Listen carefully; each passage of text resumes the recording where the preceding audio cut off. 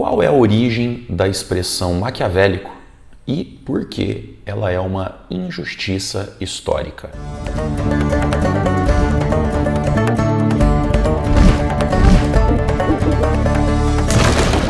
Caríssimos peripatéticos, sejam mais uma vez muito bem-vindos ao canal Missionário, que, como vocês sabem, é o canal mais catilogente aqui do YouTube. E eu, professor Renan, essa semana eu estou fazendo a análise do pensamento e da obra de Nicolau Maquiavel, mais especialmente do livro O Príncipe. E como vocês sabem, a expressão maquiavélico, que tem a sua origem no nome do filósofo em questão, em qualquer dicionário de papelaria, vai ser apresentada como significando a qualidade do indivíduo maldoso, cínico, ardiloso, que não respeita os mínimos valores morais de convivência. Mas será que era realmente nisso que Maquiavel acreditava? Como eu já tratei aqui no meu vídeo anterior, inclusive vou deixar o link dele aqui na descrição, caso você ainda não tenha assistido, Maquiavel, na sua obra O Príncipe, rompeu com absolutamente tudo o que a filosofia política havia produzido até então, especialmente com a obra de Aristóteles. Porque Aristóteles, além de defender o naturalismo político, de tratar a política como algo natural, próprio da condição humana, algo que Maquiavel rejeita veementemente, também entendia que o papel do governante é servir de exemplo, servir de modelo para o conjunto da sociedade. Então, na concepção de Aristóteles, o governante deve ser virtuoso, deve viver segundo princípios éticos, princípios morais, porque dessa forma ele inspiraria a ética, ele inspiraria a virtude nos governados, nos cidadãos. E, para Maquiavel, na verdade, o papel do governante é outro. Inclusive, o conceito de virtude na obra de Maquiavel é completamente diferente do conceito de virtude na obra de Aristóteles. Entendam, segundo Maquiavel, ainda que os valores morais sejam muito importantes na vida cotidiana, na convivência entre os indivíduos, esses valores não servem para a política, eles não se aplicam à política. Maquiavel defende que é muito difícil um governante ser bem-sucedido se ele o tempo todo quiser agir segundo os princípios da moral vigente. E isso acontece porque o governante, no trato com as questões políticas, o tempo todo precisa lidar com problemas decorrentes da natureza humana, que, segundo Maquiavel, de maneira geral, é mesquinha, violenta, cruel. Então, para que um governante consiga se manter no poder e garantir a segurança, a ordem, a estabilidade, a soberania, a prosperidade da nação, ele vai ter que saber dançar conforme a música, ou seja, ele terá que saber ser mau, terá que saber ser cruel na medida certa e conforme a necessidade.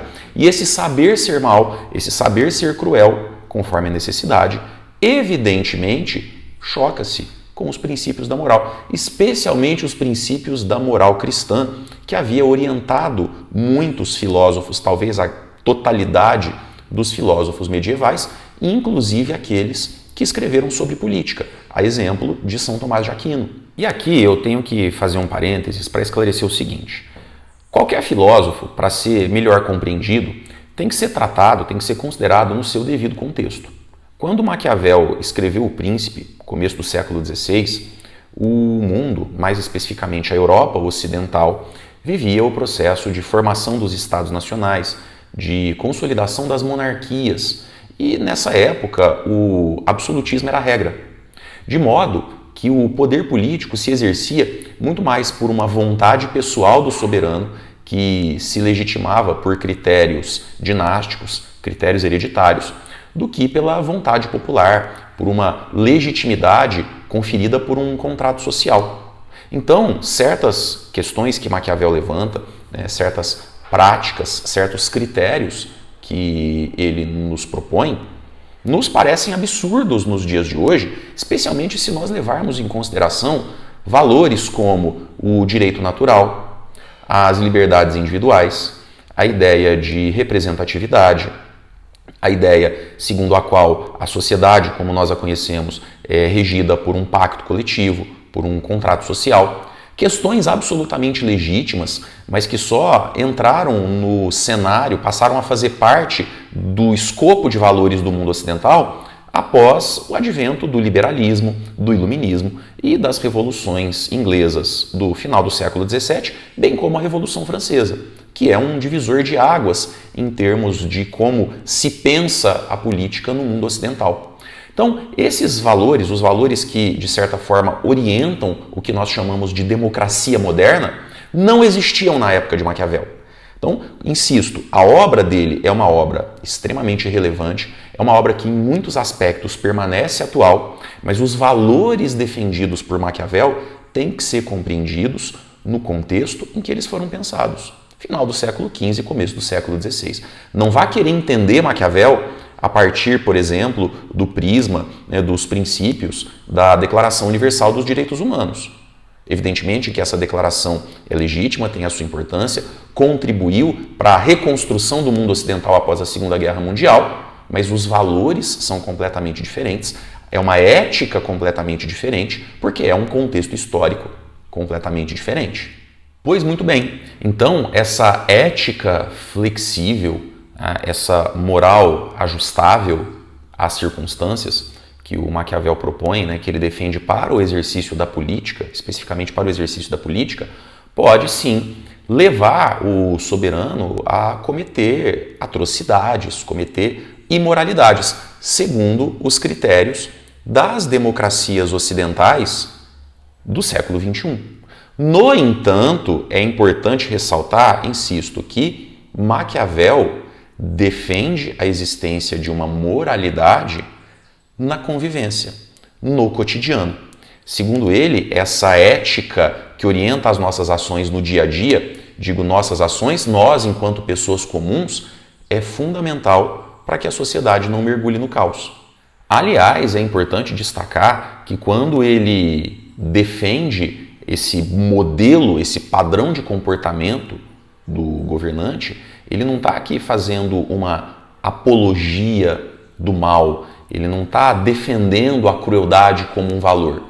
Na verdade, o que Maquiavel está fazendo é constatar que a natureza humana pode sim ser mesquinha, cruel e violenta quando quer. E o governante, na medida em que lida com pessoas, ele governa pessoas, tem que ter isso em mente e tem que saber orientar suas ações partindo dessa premissa. Ele vai estar lidando com pessoas que podem ser más, tanto no governo, por exemplo, seus ministros, nas relações internacionais, seus adversários e o próprio conjunto da sociedade. Então, se ele não souber se comportar, se ele não souber agir segundo essa realidade, ele fatalmente vai perder o poder.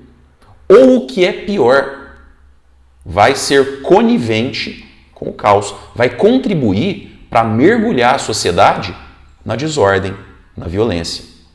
Ele cita um exemplo muito interessante, que é o do Cesare Borgia. Cesare Borgia era um militar italiano, filho do Papa Alexandre VI, o nome dele era Rodrigo Borgia, e o Papa Alexandre VI, chamava-se Rodrigo Borgia, e o Cesare Borgia era conhecido, na época, no seu tempo, ele foi contemporâneo de Maquiavel, ele era conhecido como um sujeito cruel, um sujeito violento, implacável com seus adversários.